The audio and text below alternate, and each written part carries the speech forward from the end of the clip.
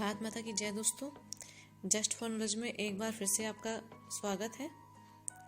अभी तक हमने सांख्यिकी क्षेत्र में सांख्यिकी की प्रकृति और सांख्यिकी की विषय सामग्री के बारे में पढ़ा है और उसका तीसरा क्षेत्र है सांख्यिकी की सीमाएं, जिसके बारे में आज हम पढ़ेंगे। ओके, तो सबसे पहला है study of numerical facts only, केवल संख्यात्मक तथ्यों का अध्ययन। ठीक है, तो मतलब सांख्यिकी क्या करती है, केवल संख्यात्मक तथ्यों का अध्ययन करती है। यहाँ पर सैद्धांतिक तथ्यों का अध्ययन नहीं किया जाता है, थ्योरेटिकल फैक्ट्स का अध्ययन नहीं किया जाता है। जैसे फॉर एग्जांपल अगर हम क्लास में वेट का एवरेज लेना चाहते हैं, क्लास में कितने बच्चों का वेट क्या है, तो हम क्या करते हैं, बच्चों के सारे वेट को लेकर उनको कलेक्ट करके फिर उसका क्या करते हैं, एक एवरेज निकाल देते हैं कि इस क्लास के बच्चों का वेट एवरेज इतना है। तो यहाँ पे भी हमने संख्या कलेक्ट की, यहाँ पर गुणात्मक या फिर उनका तथ्यों का अध्ययन नहीं हो रहा है। ओके, और सेकेंड है हमारा समूह का अध्ययन। अब जैसे हमने अभी एग्जाम्पल लिया कि हमने क्या किया था, पूरे क्लास के बच्चों का वेट लिया। ठीक है, तो यहाँ पर क्या करते हैं कि ओवरऑल हम एक ग्रुप में चीज़ों को स्टडी करते हैं। ठीक है, यहाँ पर इंडिविजुअल लेवल पर अध्ययन नहीं किया जाता है। ओके, तो यहाँ पर क्या है, एक समूह का अध्ययन हो रहा है। कितने भी आप देख लो, जैसे अभी हमारा जो ये बीमारी आई थी, तो यहाँ पर भी क्या था कि आंकड़े कितने हैं, कि इस स्टेट में कितने लोगों का कितने केसेस आ रहे हैं। तो हम यहाँ पर भी क्या कर रहे थे, ग्रुप में ही डेटा कलेक्ट कर रहे थे। ठीक है, तो यहाँ पर ये इसकी सीमा है, एक लिमिटेशन है कि सिर्फ इसमें हम क्या कर सकते हैं, समूह का अध्ययन कर सकते हैं, हम इसको इंडिविजुअल लेवल पर नहीं यूज़ कर सकते। अब थर्ड इसका क्या है, एकमात्र विधि नहीं है। अब देखो सांख्यिकी में एकमात्र विधि नहीं है, यहाँ पर डिफरेंट मेथड्स हैं। यहाँ पर एवरेज भी है, परसेंटेज है, रिग्रेशन है, कोरिलेशन है। तो यहाँ पे डिफरेंट मेथड्स हैं जहाँ पर और अकॉर्डिंग टू डेटा वो अप्लाई होते हैं। अब ये भी क्या है कि यहाँ पे फिर कौन सा मेथड कहाँ अप्लाई होगा, तो इसकी नॉलेज अच्छे से होनी चाहिए। ठीक है, तो ये भी इसका भी ये भी इसकी सीमा है कि क्या है, ये एकमात्र विधि नहीं है। हम बात करते हैं इसके फोर्थ लिमिटेशन की, क्या है, आंकड़ों में एक रूपता का होना। तो क्या है कि वो ये कह रहा है कि आंकड़ों में एक रूपता होनी चाहिए। अभी हमने जैसे वेट का एग्जांपल लिया था कि क्लास में हमने क्या किया, बच्चों का वेट लिया या फिर चलो हाइट ले ली। तो क्या होना चाहिए कि अगर बच्चों की हाइट ली है तो पूरे स्टूडेंट्स की क्या होनी चाहिए, हमने हाइट ही लेकर उसकी एवरेज निकाला हो, या फिर हमने उसकी हाइट को ही लेकर सारे बच्चों की हाइट को ही डेटा कलेक्ट किया हो। ऐसा नहीं हुआ कि किसी 5 बच्चे की हाइट का डेटा कलेक्ट कर लिया और किसी बच्चे की वेट के डेटा कलेक्ट कर लिया, नहीं।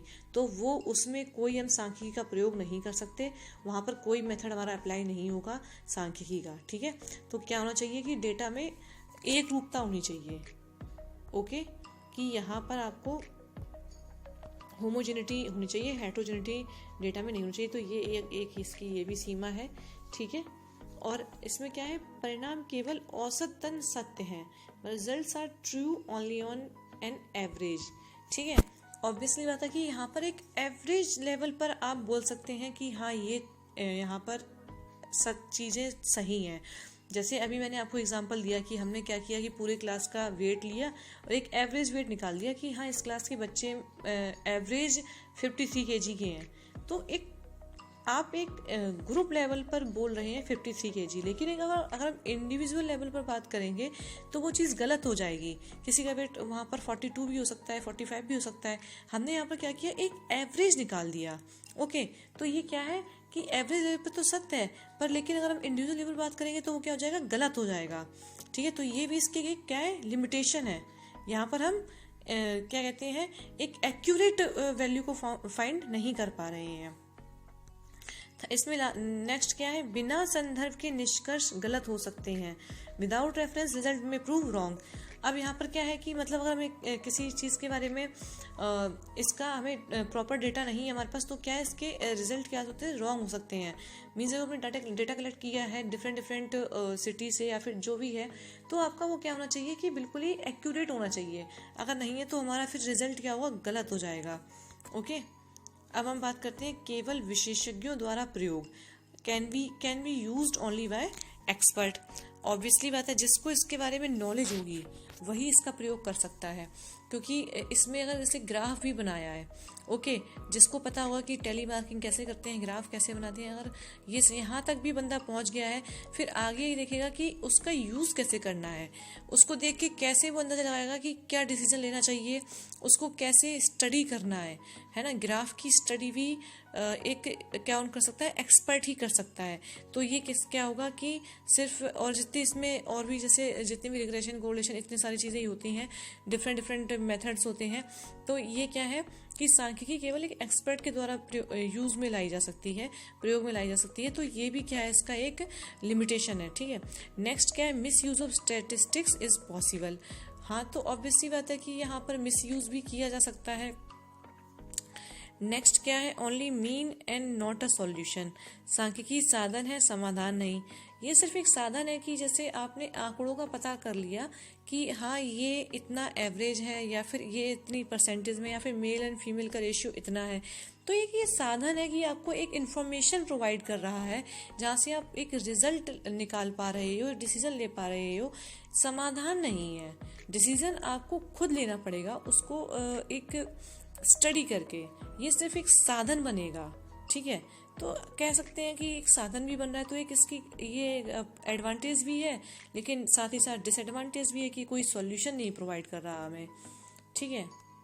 तो इसकी ये कुछ आपकी क्या कहते हैं सीमाएं थी, बहुत ही कमी थी।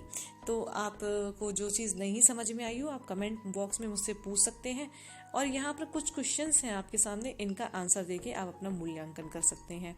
तो पहला प्रश्न है, सांख्यिकी किन किन क्षेत्रों में प्रयोग की जाती है, और दूसरा है सांख्यिकी का विज्ञान क्यों कहा गया है, तीसरा है सांख्यिकी की एकमात्र विधि क्यों नहीं है, तो ये मैंने आपको बताया था। एंड सांख्यिकी को केवल समूह का अध्ययन क्यों कहा गया है। तो ये आप इन प्रश्नों का उत्तर देके आप ये जान सकते हैं कि आपकी नॉलेज कितनी बरकरार है और कितनी आपने अभी सीखा। तो thanks for watching, please like, share and subscribe. अगर आपको मेरी वीडियो पसंद आई तो आप लाइक कर सकते हैं, एंड या आप मुझे टेलीग्राम पर भी फॉलो कर सकते हैं, जिसका लिंक डिस्क्रिप्शन बॉक्स में दिया गया है। Okay, so thanks.